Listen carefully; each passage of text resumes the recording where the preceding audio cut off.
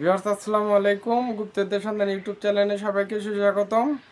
সূরা ইখলাসের ফজিলত। এই সূরা দ্বারা আল্লাহ তাআলা তৌহিদের বাণী ঘোষণা করা হয় বলে এই সূরা ফজর ও মাগরিবের সময় পড়লে শিরকি গুনাহ হইতে বাঁচিয়া থাকা যায়, ঈমানের দুর্বলতা নষ্ট হয় না ও বিপদ আপদ হইতে রক্ষা পাওয়া যায়।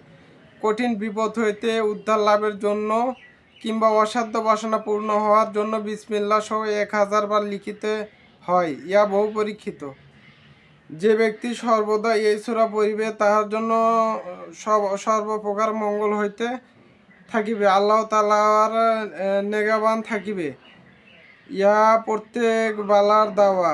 মাটির আসনে 7 বার বিসমিল্লাহ সহ লিখিয়া ধুইয়া পানি রুগীকে পান করাইলে রোগ আরোগ্য হয়।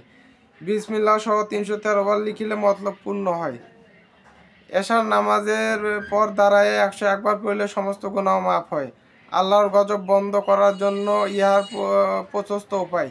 যখন পুরুষের সক্ষম করিতে আরম্ভ হয়, সেই সময় আল্লাহর আরশ কাঁপিতে ও সমস্ত আকাশ ভাঙ্গিয়া ধরাতলে পরিবার অতিক্রম হয়। তখন ফেরেশতাগণ আরশের কিনারা ধরিয়া সূরা ইখলাস পড়িয়া আল্লাহর গজব ঠান্ডা হয়। হযরত আলী আলাইহিস সালাম বর্ণিত হয়েছে, যে ব্যক্তি কবরস্থানে যাইয়া সূরা ইখলাস 11 বার পাঠ করিবে, মৃত ব্যক্তিগণের রূহের উপর বকশিয়া দেয়, সে ব্যক্তি কবরস্থানের সমস্ত কবরবাসীকে সমস্ত সমকক্ষ নেকি লাভ করে।